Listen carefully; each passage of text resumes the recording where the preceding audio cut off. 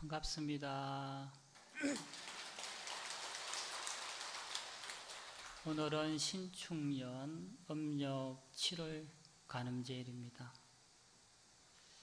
오늘은 관세음보살의 삶에 대해서 이야기할까 합니다.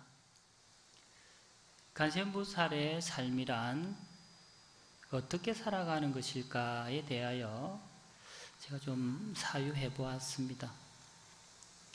우리들은 수많은 인간관계 속에서 살아갑니다. 사람들과 함께 때론 웃기도 하고 때론 울기도 합니다. 이렇게 울고 웃게 하는 근본적인 이유를 불교에서는 우리의 마음을 현혹시키는 팔풍 때문이라고 합니다. 팔풍, 8팔자의 바람풍. 팔풍이란 마음을 동요시키는 8가지의 행복과 불행의 현상으로 이를 바람에 비유한 것입니다. 즉, 우리는 팔풍에 놀아나고 있다 할 수 있습니다. 8가지란 이세회의 칭기고락이라고 하는데, 첫 번째 이라고 하는 것은 이롭게 하는 것, 자신에게 이로운 것. 우리는 자신에게 이로운 것에 대하여 마음이 흔들리죠. 현혹되죠. 흔들린다는 거예요. 두 번째는 쇠약하다. 약해지는 것을 말합니다. 불리한 것, 해로운 것, 나한테 좀 불리하게 다가오면 우리는 마음이 흔들려요. 화가 날 수도 있고. 그 다음에 회란 것은 헐뜯는다. 남들이 나에 대해서 욕을 한다든지 또 나쁜 평판을 듣게 되면 우리는 마음이 동요가 되죠. 흔들릴 수밖에 없죠. 그 다음에 얘는 명의할 때. 반대로 남으로부터 좋은 평판을 듣거나 명예로운 일을 겪게 되면 우쭐하게 되고 마음이 흔들리게 됩니다. 그 다음에 칭찬. 남으로부터 칭찬받으면 아이고 좋다 또 마음이 흔들린다는 거예요. 기는 나무랜다 이런 말이에요. 남으로부터 반대로 칭찬이 아니라 비판을 받게 되면, 놀림을 당하게 되면 화가 난다든지 마음이 또 흔들린다는 거죠. 그 다음에 고통스러운 일을 당하게 될 때, 즐거운 일을 겪게 될 때, 이럴 때 우리는 마음이 동요된다는 겁니다. 이러한 팔풍 속에서 우리는 끊임없이 부딪히며 살아가고 있습니다. 팔풍치부동이다. 팔풍이 불어도 마음이 흔들리지 않아야 되는데, 어떻게 하면 이러한 팔풍을 접하더라도 마음을 흐트러뜨리지 않고 잘 살 수 있을까요? 이 모든 현상들은 근본적으로는 나 자신의 문제죠. 그렇지만 일반적으로는 타인과의 관계 속에서 일어나는 현상들입니다. 말하자면 이러한 팔풍은 상대방과 조화롭지 못할 때, 조화롭지 못한 관계, 이때는 불협화음이 일어나는 것이 일반적이죠. 만약 우리가 상대방을 이해하고 배려한다면 불협화음은 일어나지 않든지 덜 일어나겠지요. 그럼 어떻게 해야 할까요? 공감이라는 말이 있습니다. 공감. 들어보셨죠? 공감. 사전적 의미로는 남의 주장이나 감정, 생각에 찬성하여 자기도 그렇다고 느끼는 것을 우리는 공감이라 합니다. 영어로는 sympathy 또는 empathy 이렇게 이야기하는데, empathy와 sympathy는 약간 뉘앙스가 다릅니다. sympathy 같은 것은 감정적인 부분, 동정 같은 것이죠. empathy라고 하는 것은 이성적인 부분을 이야기합니다. 그걸 이제 공감이라고 하는데, 공감은 동정과 조금 다릅니다.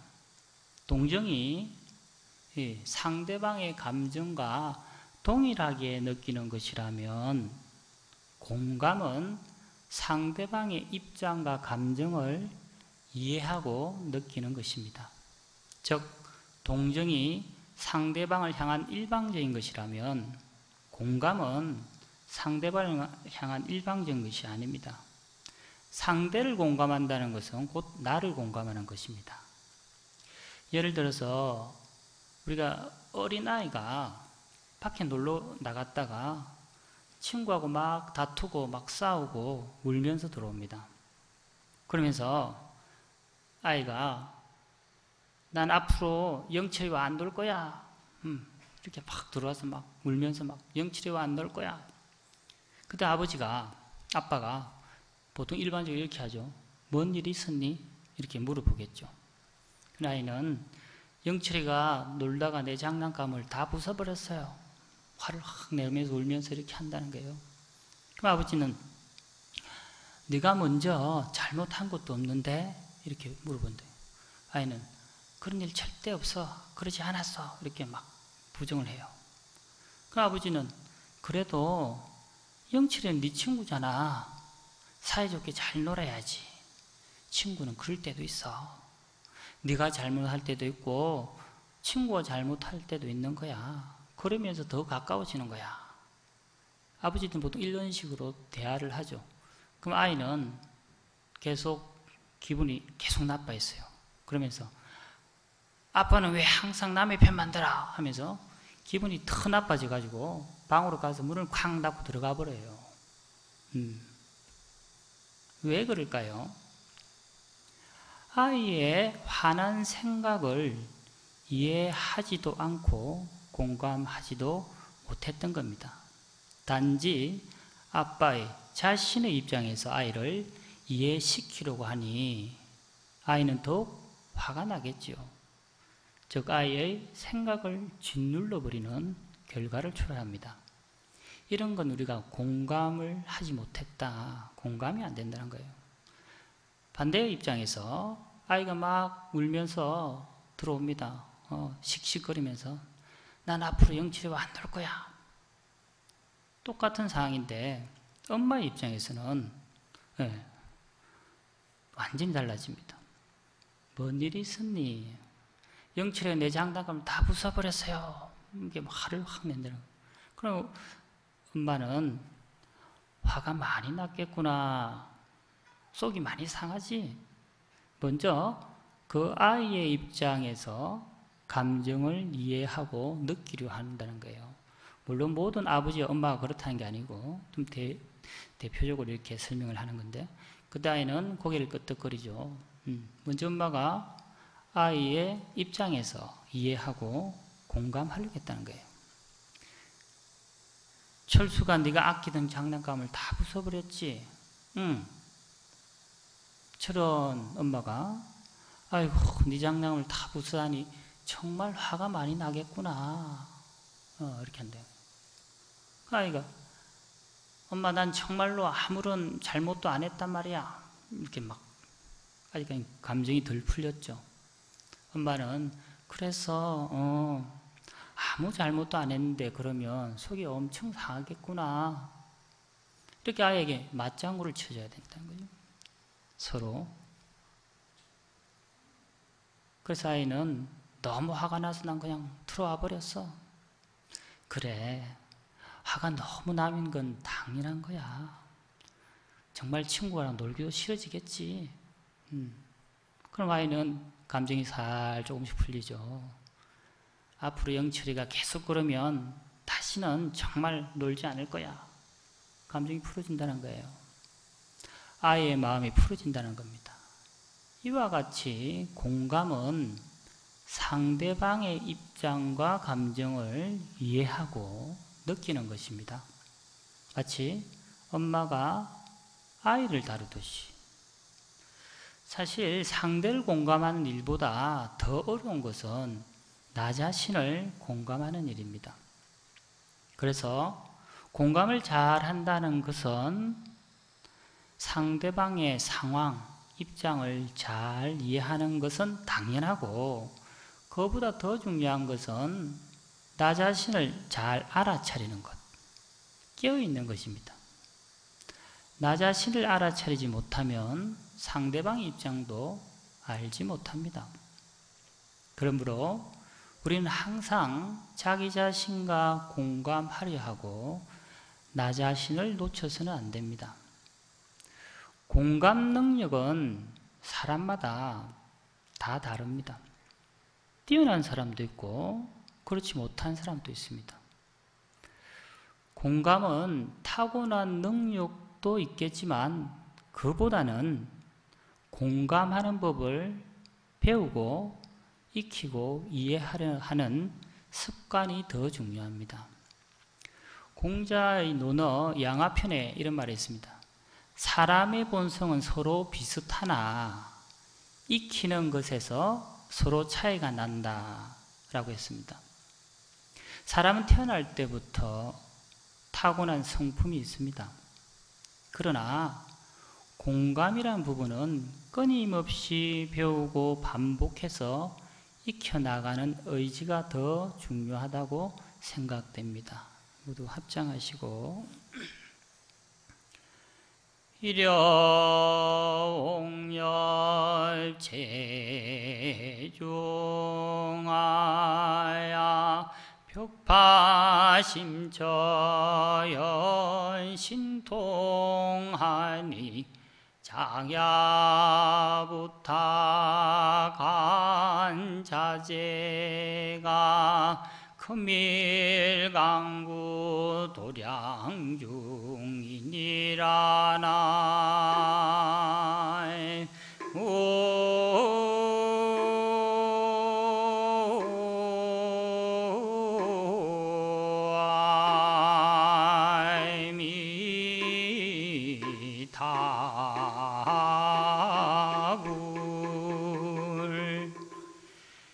이렵 홍렵 제해중하야 이렵 한떨기 붉은 용꽃이 바다 가운데 있어 벽파 심처 현 신통하니 벽파 푸른 바도 깊은 곳에 신통을 보이셨으니 자갸보타 관자재가 어젯밤 보타라카 산에 계시던 관세음보살님이 금일강부 도량 중이라 오늘은 이 도량 가운데 강림하시는구나. 우리 통도사 간음전에 있는 주련에 있는 개성입니다. 이 개성은 중국 당송 8대가의 한 사람인 소동파의 여동생 소소매가 지은 것이라 합니다. 소소매가 이 개성을 지은 연유가 있다고 해요. 어느 날 어느 절에서 간음전을 조성하여 그 출연거를 구하려고 소동팔에게 찾아갔대요. 한 스님이. 그때 마침 그때 소동파는 먼 길을 떠나 출타를 해서 언제 돌아올지 기약이 없었답니다. 그래서 스님이 그냥 돌아오려고 하던 차에 소동파의 동생 소소매가 스님, 불보살님이 어찌 오빠의 글만 좋아하시겠습니까? 오빠가 언제 돌아올지도 모르니 제가 성심을 다해서 지어 올리면 어떻겠습니까? 이렇게. 그러니 스님이 이 말을 들으니 일리가 있는 거라. 관세음보살님이 어떻게 소동파의 글만 좋아하겠나. 그래서 이 소소매가 글재주가 익히 잘 쓴다는 것이 익히 다 알려져 있었기에 그녀의 제안을 받아들이고 했습니다. 그래서 이 소소매가 지은 그 글이 바로 이 개성입니다. 그래서 이 소소매가 이후에 이 주련을 딱 적고 절에 보냈대요. 절에서 이 소소매의 주련을 받고 이 글이 어떻게 나왔는지 그 내력을 물으니 소소매가 관세음보살의 영엄설화를 이야기해 주더라는 거예요. 내용은 이렇습니다. 옛날 중국 어느 지방에 아주 불심이 돈독한 혈령, 말하자면 사또, 혈령이 있었답니다. 이 혈령은 언제나 매일같이 이 관음경, 우리 법화경, 나무묘법연화경의 제25품이 간세음보살 보문품이죠. 이걸 이제 우리는 간음경이라고 부르죠. 그래서 그 보문품, 간음경을 매일같이 지극하게 독송하고 매일같이 사경하고 언제나 간세음보살을 찾았답니다. 나무 간세음보살, 간세음보살 매일 연불을 했다는 거예요. 아주 신심이 있고 간세음보살 기도를 열심히 하던 이 혈령이 어느 날 이제 다 일을 마치고 집으로 돌아오는데 갑자기 하늘에서 막 비바람이 몰아치고 구름이 몰려오고 막 태풍같이 막 쏟아지더라는 거예요. 그러다만 갑자기 순식간에 공중으로 쑥 솟구쳐 올라가서 아주 멀리 섬에 떨어졌대요. 나찰이 사는, 말하자면 귀신 속으로 떨어졌다는 거예요. 그래서 혈령이 정신을 차리고 돌아보니까 아무도 없고 무인도에 나찰들이 더글더글 하는 그 무서운 곳에서 아이고 내가 이제 꼼짝없이 이 섬에서 죽게 되었구나. 처음에는 그렇게 생각을 했답니다. 그래서 내가 이렇게 있다가는 큰일이 나니 내가 정신을 차리고 간세음보살을 찾아야겠다. 그래서 오로지 일념으로 간세음보살을 찾았답니다. 그래서 간세음보살 밤낮을 잊은 채 지극하게 간세음보살을 염하였답니다. 그래서 자비로운 그 간세음보살님의 모습, 관상연불, 지난번에 설명해 드렸죠. 간세음보살 얼굴을 생각하면서 큰 소리로 간세음보살을 찾았습니다. 고성연불, 칭명연불, 간세음보살을 큰 소리로 오로지 생각하면서 큰 소리로 간세음보살을 그렇게 며칠이 지난 어느 날 밤에 간세음보살 열심히 하다가 연불삼매에 쏙 들어가게 되었답니다. 그래서 잠깐 잠이 들었는데 그때 비몽사몽간에 한 여인이 나타나서 이 사또 혈령의 손을 잡고 막 그 파도가 치는 바다를 막 손살같이 건너가더라는 겁니다. 그리고 자기 손을 막 잡고 가더만 이었고 어딘가에 탁 도착하더니 손을 탁 내려놓고 손을 탁 놓고 자취도 없이 사라졌다는 거예요. 그래서 이 사또가 여기가 어딘가 싶어서 정신을 차리고 주위를 막 살펴보니 그곳이 다른 곳이 아니라 바로 자기 집 앞이라는 거예요.